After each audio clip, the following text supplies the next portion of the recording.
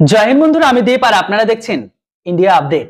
বন্ধুরা, আজকের এই ভিডিওটি শুধুমাত্র এন্টারটেইনমেন্টের জন্য, তাই এই ভিডিওটিকে কেউ কখনো পার্সোনালি নেবেন না, কেননা আজকের এই ভিডিওটি কাউকে মেনশন বা কাউকে নির্দিষ্ট উদ্দেশ্য করে বানানো হয়নি, জাস্ট এন্টারটেইনমেন্টের জন্য। তাই ভিডিওটিকে শেষ পর্যন্ত দেখবেন। আর চ্যানেলটিতে প্রথমবারের জন্য হলে অবশ্যই ভিডিওটিকে লাইক করে চ্যানেলটিতে নতুন হলে সাবস্ক্রাইব করুন। চলুন আজকে বাংলাদেশি দিনের রোস্ট শুরু করি।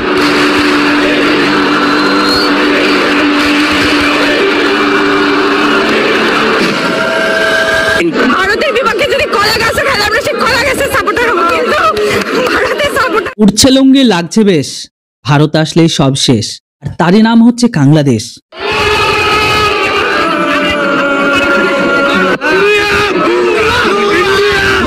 ইন্ডিয়া বাংলাদেশকে এমন ধোলাই করলো ক্রিকেটের ময়দানে, দেখে মনে হচ্ছিল যে ছাল ছাড়িয়ে নুন মাখিয়ে পাঠিয়ে দিল।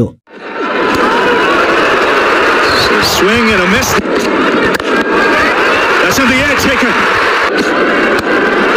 The edge brilliantly taken. সোর বাচ্চারা নেদারল্যান্ডের মতো একটা দলের কাছে এইভাবে। আসলে বাংলাদেশের টিমের ক্রিকেট টিম হচ্ছে মায়ের দোয়া ক্রিকেট টিম।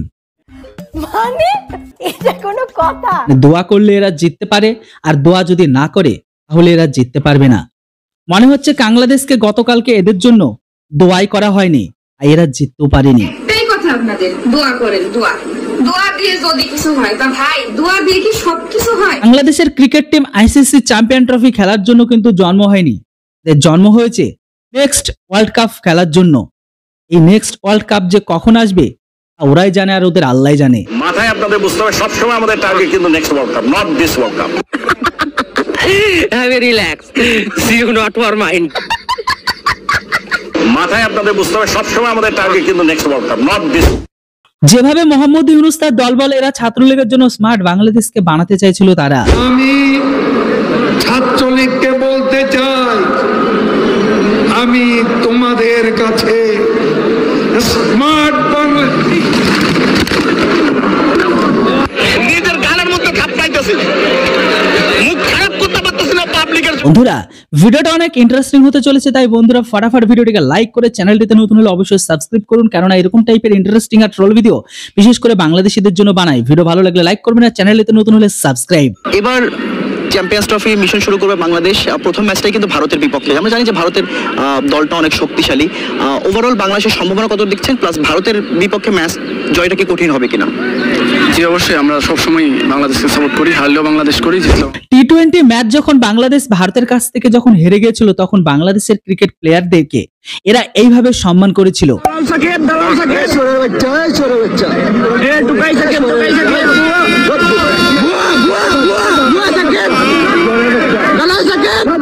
ভালো লাগতেছে, খুব ভালো লাগতেছে, আনন্দের ঝর্ণা বয়ে যাচ্ছে। আমি আশা করি হোপফুলি ফাইনাল খেলতে পারে। ভাই, লুঙ্গি পরে ছেঁড়া কাঁথায় শুয়ে রাজকুমারীর স্বপ্ন দেখো তোমরা। বিপক্ষে তো মানে এক্সাইটমেন্ট সবসময় কাজ করে। ভারতকে হারালে সত্যি কথা বলতে আমরা মানে জাতিগতভাবে একটা পৈশাচিক আনন্দ পাই আমার কাছে।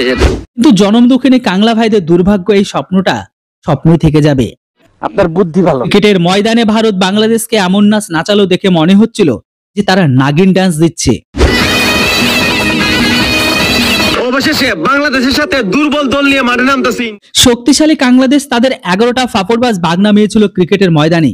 খেলার শেষে দেখা গেল যে বাঘ নামায়নি, বিড়াল আর কুত্তা নামিয়েছিল।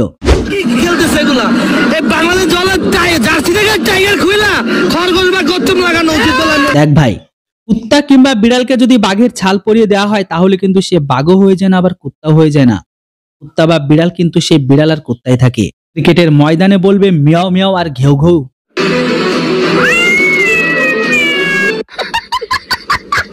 এদেরকে দিয়ে হবেটা কবে? আজকের দিনে বাংলাদেশিদের খেলার বদলে পৃথিবীতে যদি মেয়েদের অন্তর্বাস চুরি করার যদি কোনো টুর্নামেন্ট বা কোনো কম্পিটিশন রাখা হয়, তাহলে কিন্তু বাংলাদেশ কিন্তু সবার আগেই থাকবে, এমনকি জিতেও যাবে।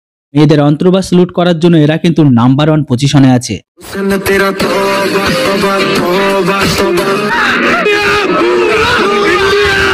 বাংলাদেশ কিন্তু খুব ভালো টিম, এতে নো ডাউট, কিন্তু আইসিসি ভুল করে ইন্ডিয়ান পুরুষ টিমদের খেলার ফিল্ডে নামিয়ে দিয়েছে। যেখানে উচিত ছিল ইন্ডিয়ার মহিলা ক্রিকেট টিমদের সেখানে নামানো।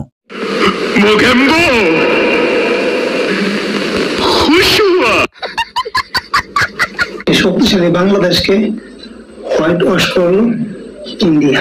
এবার থেকে যে কোনো পাড়ার ক্রিকেট টিম হলে বাংলাদেশকে ডাকা হোক, এবার থেকে ক্লাবের টিম হলে বাংলাদেশকে ডাকা হোক, এবার থেকে রঞ্জিত ট্রফি হলে সেখানেও বাংলাদেশকে ডাকা হোক। এদেরকে কিন্তু লোকাল টিম বলে ঘোষণা করে দেওয়া হোক। খেলায় হার জিতাতে মেনে নিতে হবে।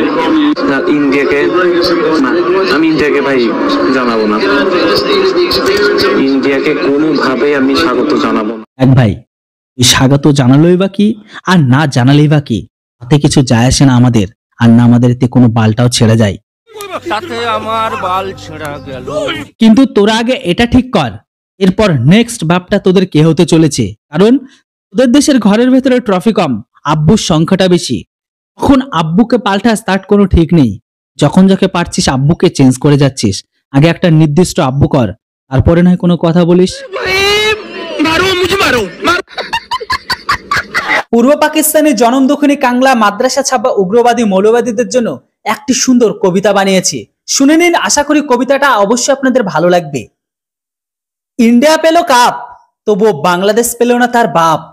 বাংলাদেশ যাকেই বানায় বাপ, তাকে ইন্ডিয়া দিচ্ছে ঠাপ। কলাগেজ দেয় ইন্ডিয়া পিছনে বারবার ভরে তাদের। বাংলাদেশ তবুও সবকিছু যায় ভুলে, পায়নি আজও কোনো কাপ, তাই খুঁজে ফেরেন নতুন নতুন ভাব। মুখে তাদের অজুহাতের বলি, তাই লুঙ্গি যায় বারবার খুলি। মাথায় নেই কো ব্রেন, পাকিস্তানের জন্য জাগে মনে অনেক প্রেম।